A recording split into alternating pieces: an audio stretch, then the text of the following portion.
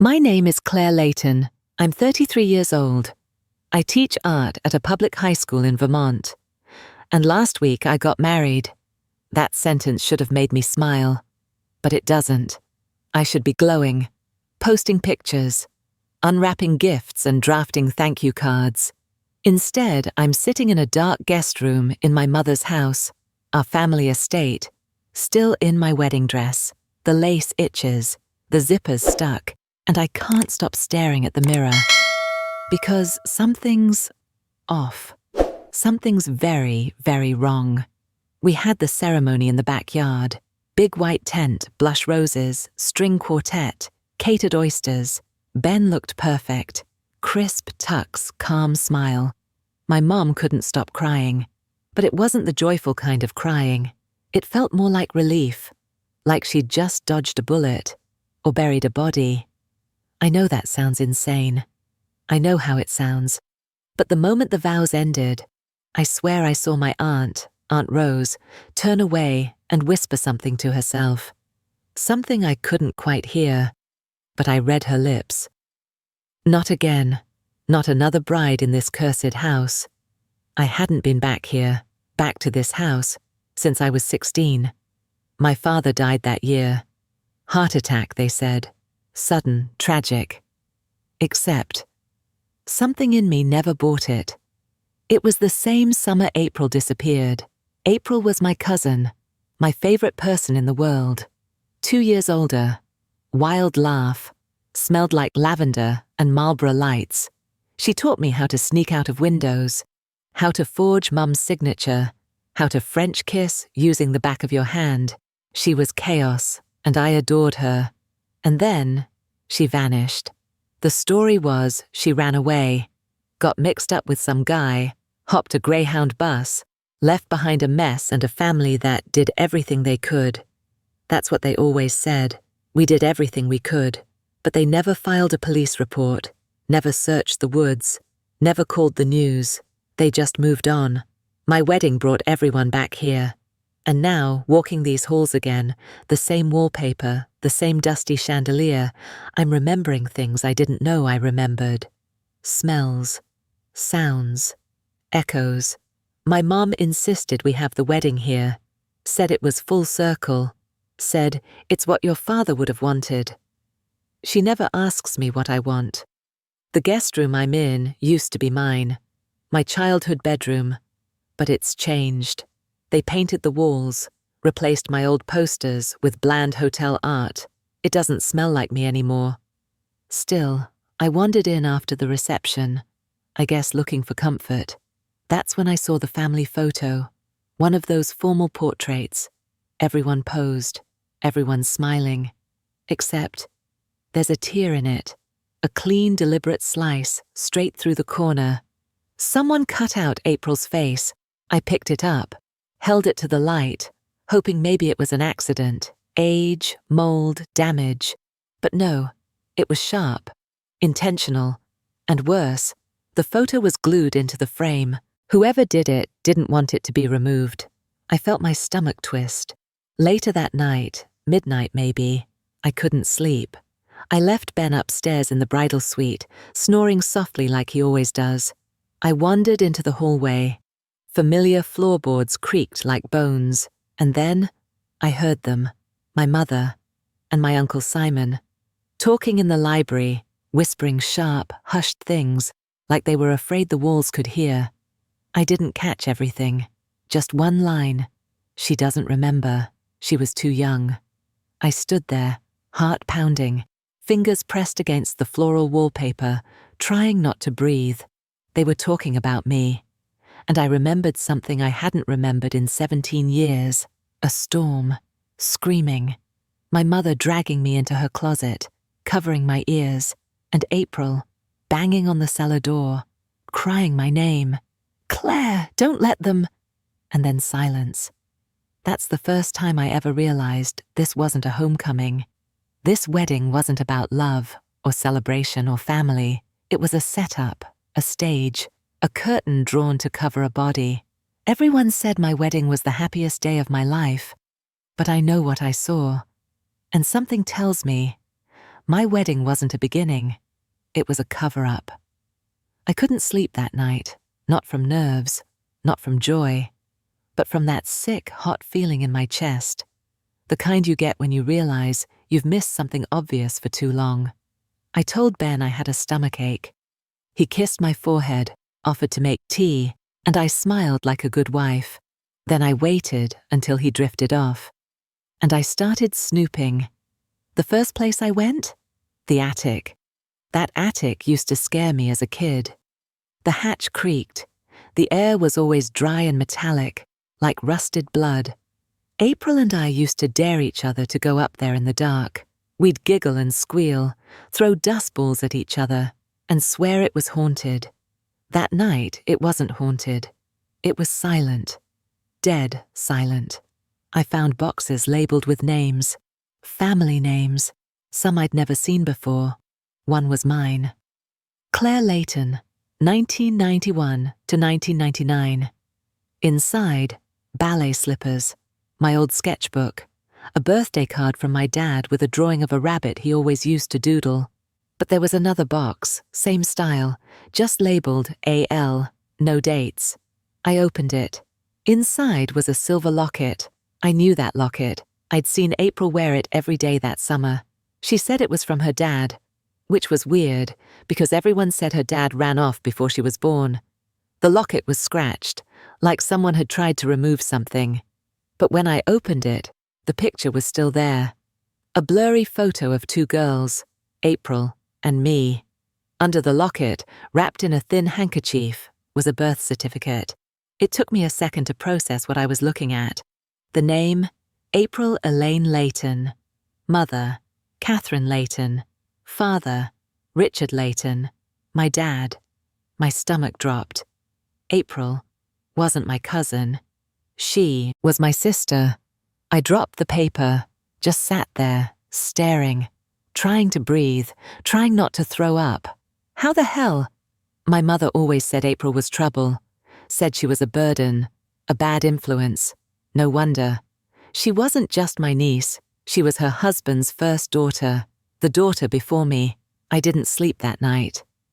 I lay in bed beside Ben, pretending. My head screamed with questions. Why lie? Where was April really?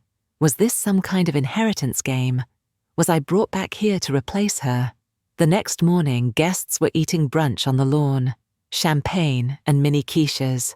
I watched my mother flit around, smiling like a queen, pretending nothing was rotten underneath. And that's when I saw Aunt Rose again. She stood off to the side, sipping coffee. Not mingling, not smiling. Her eyes met mine, and she said, too softly for anyone else to hear, "You should have never come back here." I followed her into the greenhouse, cornered her between begonias and mildew. "Why did you say that?" I asked. She blinked, looked away. "It's not safe, that's all. You think a wedding makes you one of them? It makes you next." Next for what? She didn't answer, just took a long, shaky sip and whispered, "You look just like her." That afternoon, I wandered into the West Wing, the side of the house that always felt colder. I passed my father's old study, locked, of course, and turned toward the back staircase. That's when I noticed something out of place, a bouquet of white calla lilies, wilted, not part of the wedding decor, stuffed in a tall ceramic vase that had clearly been moved. I pulled it back. Behind it, a small wooden door, barely noticeable, covered in the same floral wallpaper as the wall. I hadn't seen it in years. The cellar. Flashback. Me, 7 years old. April, clutching my wrist. "Promise me you'll never go down there without me." "Why?" "Because if something happens, you'll need someone to pull you out." Present day. The door was still locked, but I could hear it breathing. I know that sounds insane, but it felt alive. Something was down there, or had been. And now? I couldn't stop thinking about the locket, the birth certificate, the torn photo. They weren't just memories, they were clues, breadcrumbs, left by someone who never got the chance to speak. That night, I made an excuse to step away during dinner. Slipped into the study. My dad's desk was exactly the same, except the top drawer, which was locked, until I found the key, taped beneath the bottom drawer. He always thought he was clever. Inside, a notebook, a folded marriage certificate, 2 passports, and 1 Polaroid. I held the photo up to the lamplight. It was blurry, yellowed, but I knew the scene. My father, my mother, April, in a white dress, not a child's dress, a wedding gown. I sat down on the floor. The photo shook in my hand, because if what I was seeing was real, if that dress was what I thought it was, then this family didn't just lie. They rehearsed, and I was just the latest act. I didn't tell anyone about the photo. Not Ben, not Mom, not even my reflection. I just stared at it. A little longer each night. The dress April wore. It wasn't pure white. It had dark stains near the hem. Mud? Blood? I didn't want to guess. But in the background, behind April, behind my father, was a piano. And that piano only existed in one room. The basement parlor. The same room behind the locked cellar door. That night, I waited until the house was asleep. I used the same trick April taught me when we were kids. How to creep down the stairs without making them groan. Right heel, left toe. Breathe on the exhale. I found the old key rings still hanging in the pantry. Most of the keys were rusted, but one had been recently used. Clean. Oiled. Ready. I unlocked the cellar. The air hit me like a grave. Heavy. Damp. Cold. Like something had been rotting in silence for years. The light bulb flickered, then steadied.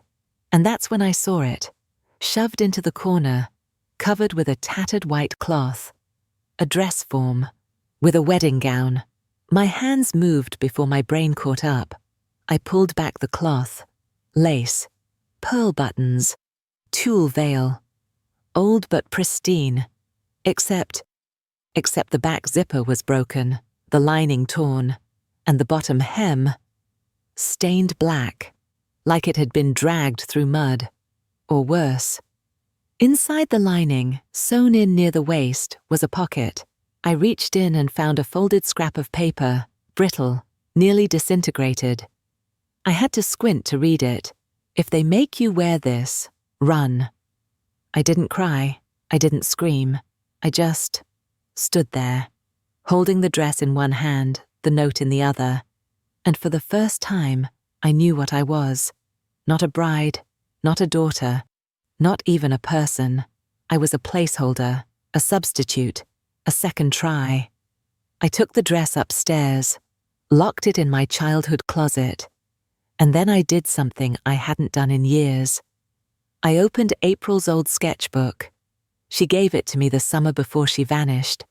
Told me not to open it until I turned 18. I never did. Until now. The pages were mostly drawings, dark, messy, manic things. Spirals, staircases, cages, bleeding flowers. But in the back, a poem, scrawled in red ink. Not April's handwriting. It looked like mine, but I don't remember writing it. She wore the dress and swallowed the ring. She screamed, but they taught her not to sing. They buried her where no light can find and stitched her secrets into mine. I sat there for hours, just tracing that final line.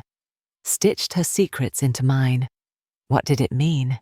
Did she write it? Did I? Was this some kind of trauma echo? Or was someone trying to make me forget? That night I had a dream. Except it didn't feel like a dream. It felt like a replay. April, in the basement, sitting on the piano bench, hunched over, veil covering her face. I asked her what happened. She turned. Her mouth was sewn shut. I woke up sweating. My hands smelled like dust and old lace, and there was something under my pillow, the locket. I had left it in the attic, but it was back, waiting for me. I ran to the closet, checked the dress, still there, still stained, but now Now I saw something I hadn't seen before. A tiny tag sewn into the collar with 3 faded initials, AEL, April Elaine Layton. They tried to cut her out of every photo, every memory, every record, but they forgot the stitches. The fabric still remembers. The next morning, I walked through the house with new eyes. It wasn't home anymore, not that it ever truly was. It was a crime scene, decorated in hydrangeas and heritage. Every corner I turned felt like it was watching me back. I stood in the parlor with coffee I didn't drink. I watched the way my mother spoke to Ben. Sweet, effusive, overly invested. She kept touching his arm, laughing too loud, complimenting his family's bloodline. And he just smiled, like he was used to being adored. I wondered, did he know? Was he part of this? Was I? That afternoon I wandered back into the east hallway, the oldest part of the estate.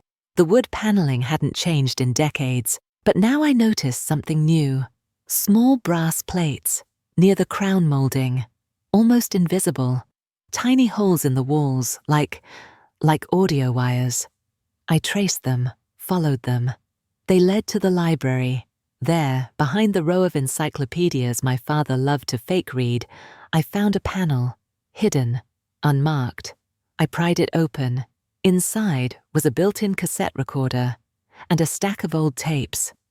Labeled in neat black marker, 1997, July, basement parlor. 1999, Septi, garden room.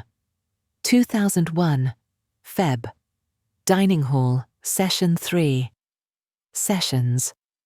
My heart was pounding so loud I couldn't hear myself think. I picked one, slid it into the player, pressed play. A hiss, then. Girl's voice, shaking, barely audible. I said no, you promised. Man's voice, low, calm, dangerous. You made this mess, April. We're just cleaning it up. Girl sobbing. Claire doesn't know, please don't, she's just a kid. I dropped the recorder. It hit the floor with a click and spun. I couldn't breathe. That was her. April. Begging. Protecting me. I took every tape I could carry and hid them in my suitcase.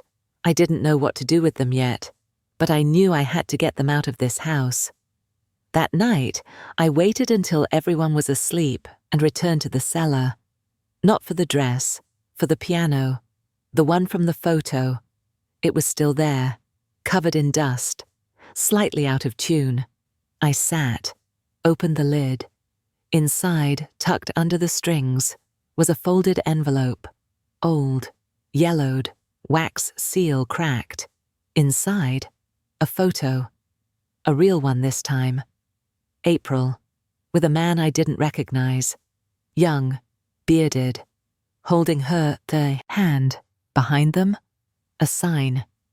Vermont Wellness Institute for Troubled Youth. I Googled it that night, hands trembling. It had shut down in 2008 after several lawsuits. Emotional abuse, isolation therapy, misuse of sedatives, no criminal charges, just silence. April hadn't run away. She'd been committed, by our family, and they never told anyone. Not me, not her friends, not the police. Just buried her, alive. I wanted to scream, I wanted to break something, but I didn't. I turned on my phone recorder, and I whispered everything into it. My voice cracked. I didn't care. April, I'm sorry. I should have asked more questions. I should have remembered, but I'm here now. I know what they did to you. I know where they sent you. And I swear to God, I'm going to make them pay. They silenced you. They twisted your story. But they forgot one thing. I'm still listening. The next morning, I packed my bag, not because I was leaving, but because I needed an exit strategy. Ben noticed. Of course he did. He kissed my neck in the kitchen, too smooth, too calm. You okay, babe? Just tired. First week of marriage always hits hard. He winked, like it was all just a game we were supposed to play. While he took a phone call, I slipped into the den, rifled through the locked drawer in the filing cabinet.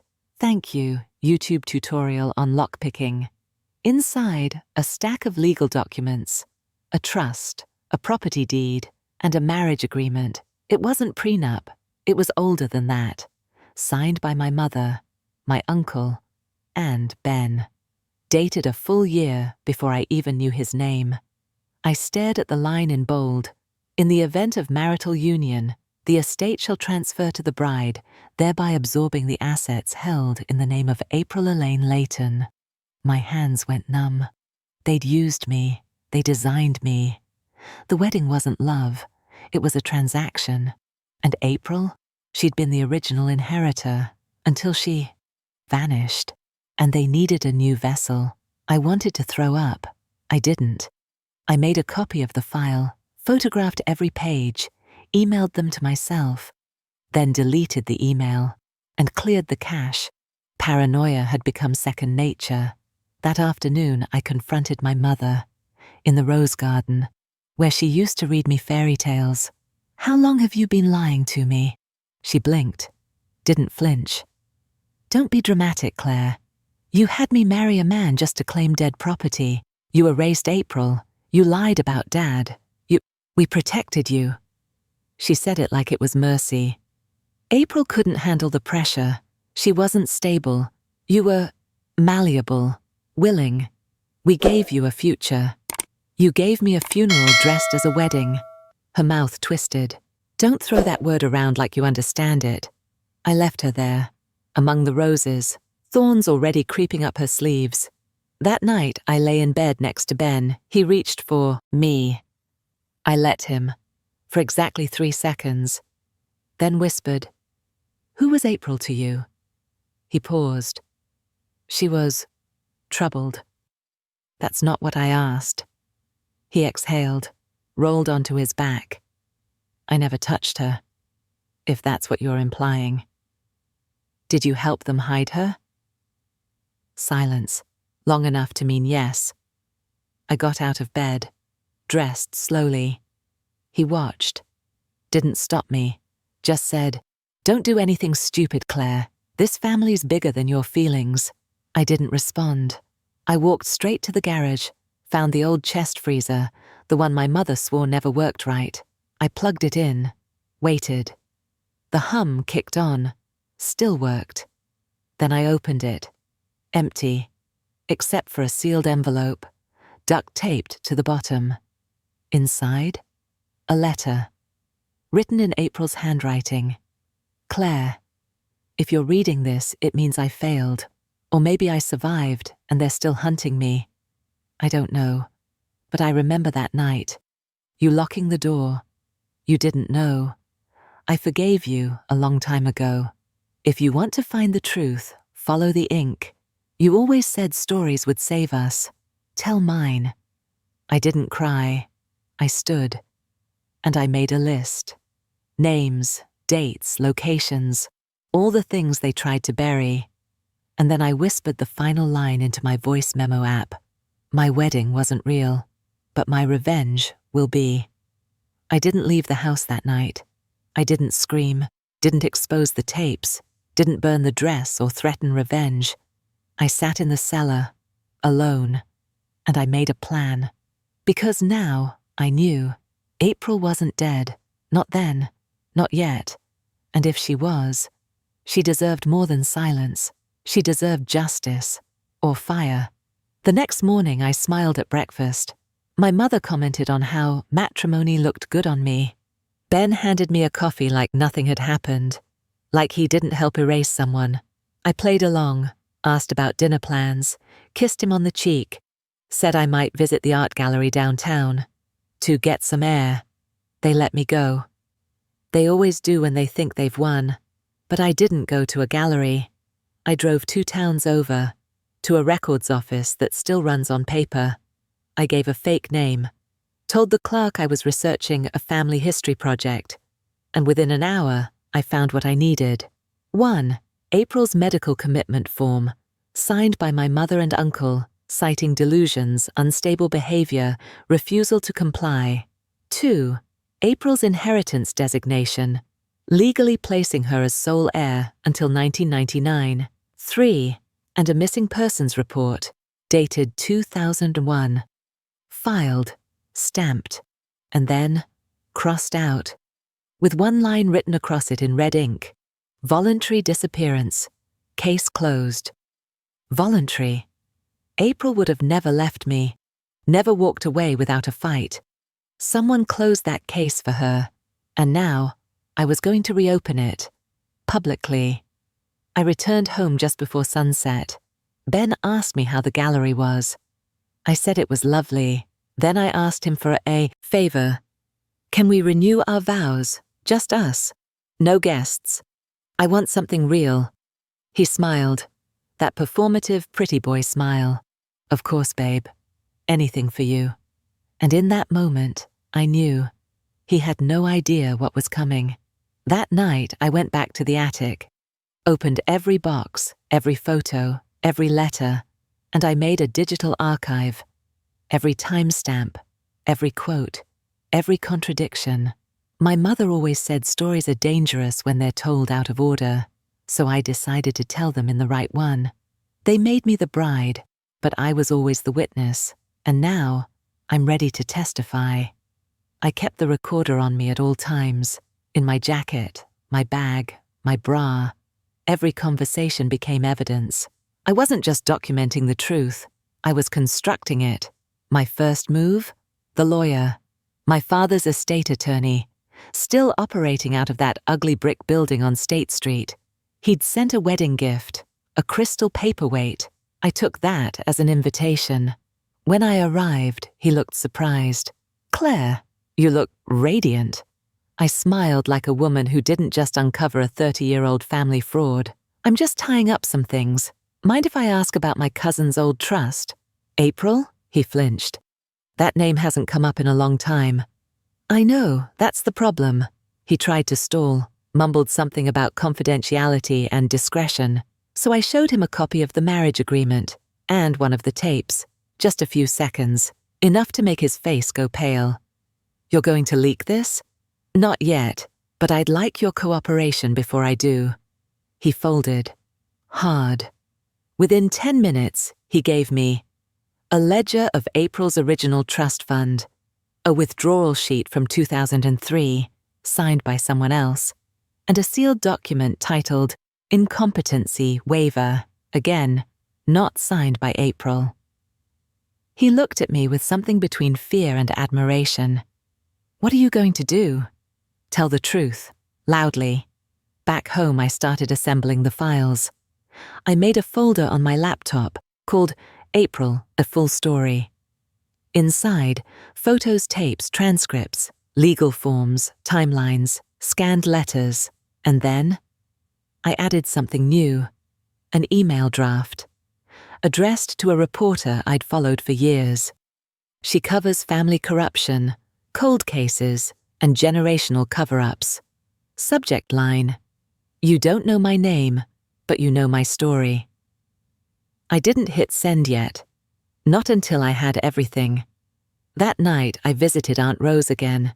She was drinking chamomile tea in her porch swing like nothing had happened, but when I said April's name, her hand trembled. "What do you want, Claire?" "The truth, from someone who still has a soul." She didn't answer right away, but then she stood, motioned me inside, led me to her sewing room, where everything smelled like lavender and loss. From a drawer, she pulled out a VHS tape, labeled 9 to 99, bridal rehearsal. "They told me to tape over it," she said. Said it was too messy, but I couldn't. Why? Because she looked scared. That wasn't how a bride's supposed to look. I took the tape, promised to return it, knew I wouldn't. Back at the house, I borrowed Ben's old camcorder, plugged it in, hit play, static. Then, shaky footage. A girl in a white dress, April. Eyes hollow, dress too big. My mother adjusting her veil. My father speaking off camera. "Smile for the legacy, sweetheart." April didn't smile. She turned, looked directly into the camera, and mouthed something. I rewound, watched again, zoomed. 5 words. This isn't my choice. Help. I paused the screen, took a screenshot, added it to the folder, then opened the draft email again. I was almost ready, but one thing was still missing. April's voice. I needed someone who saw her at the very end, or at least claimed to. I went back to the Wellness Institute archives, found the name of her intake nurse, Edith Monroe, retired, now living in a small town in Maine. I called, told her who I was. There was a long silence. Then, I always wondered if someone would come looking. Did she die there? No.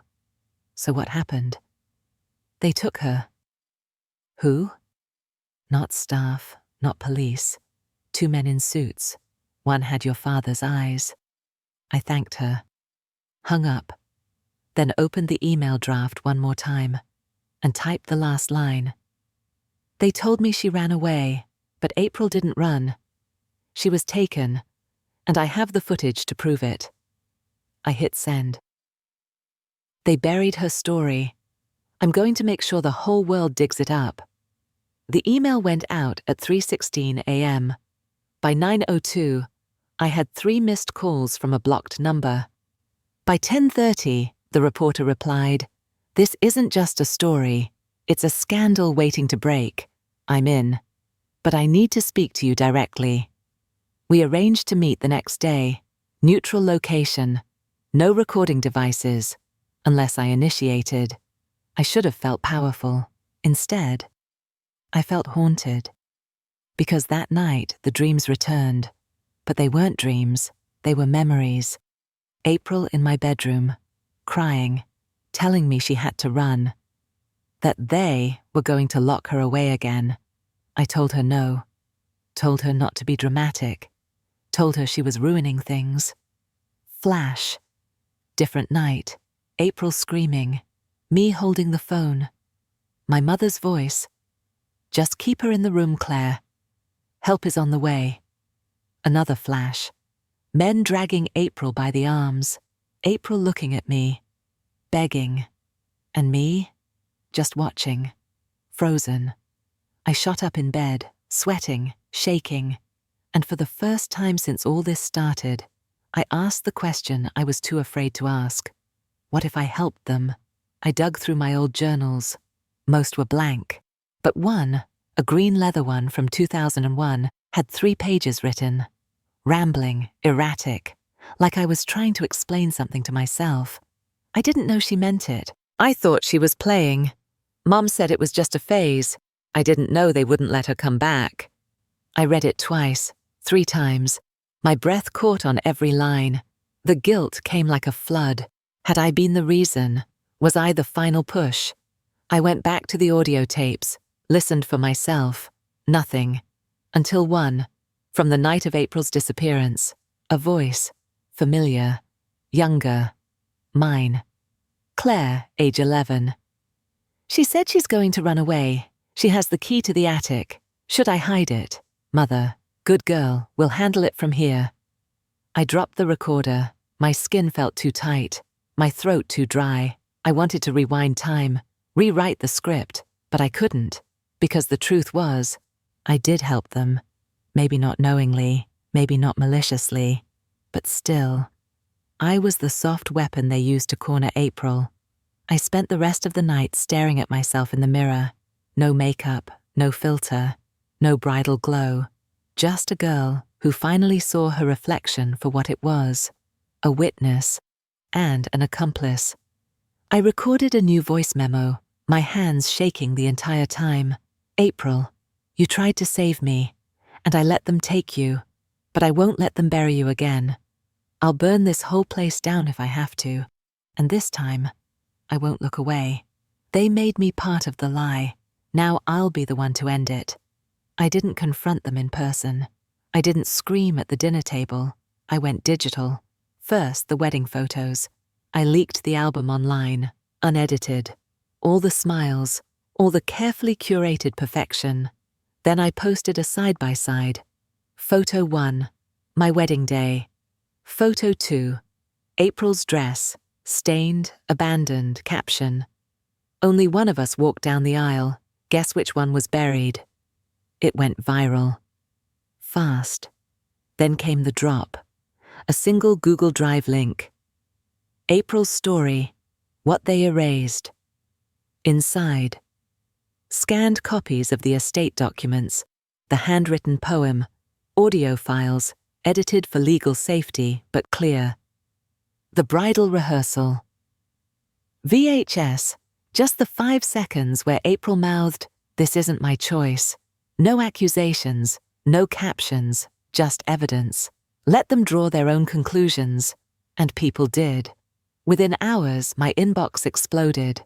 Strangers, journalists, other women who'd been institutionalized by their families, women who never came back, and a few, very few, who said, "I knew April, she wasn't crazy, she was silenced." Then the journalist published her piece, front page above the fold, "The Bride Who Never Left. Inside a Wealthy Family's Disappearance, Control and Inheritance." Fraud names were changed in the article, but everyone local knew who it was. And just like that, the Leighton name cracked. First to go, Uncle Stephen, resigned from the board of the Historical Trust. Then, Ben, quietly removed from the family real estate group. Then, my mother.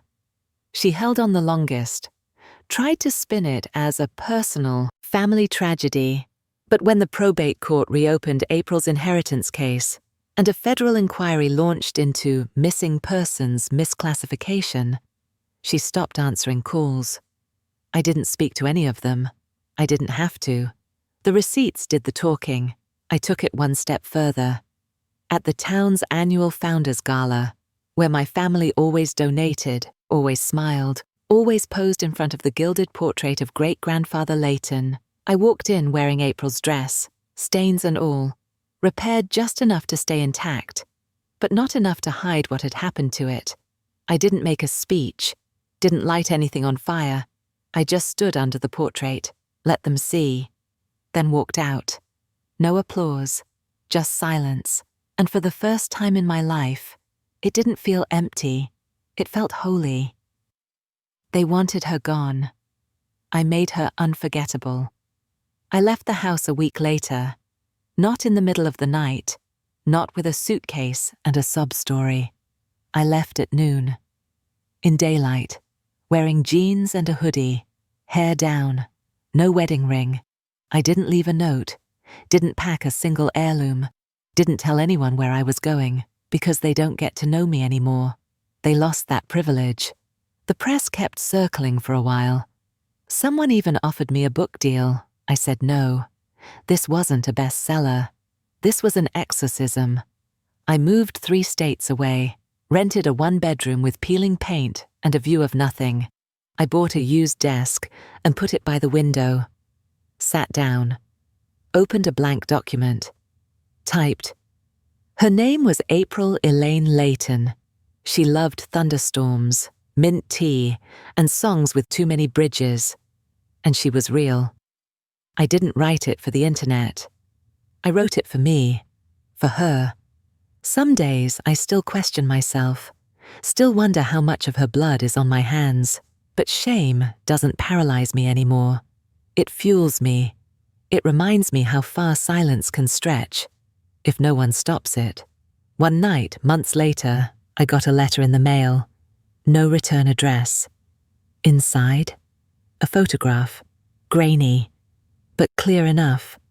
A woman, older, hair cut short, scar on her temple, standing by the sea, holding a sign. Still here. No name, but I knew. It was April, alive, free, watching me, just like I'd watched her all those years. I cried. Then I laughed. Then I burned the photo, not out of rage, but out of closure. She didn't need saving. She just needed remembering. I ended the story the same way I started it, alone, but no longer hollow. You wanted me to stay quiet. You should have known better.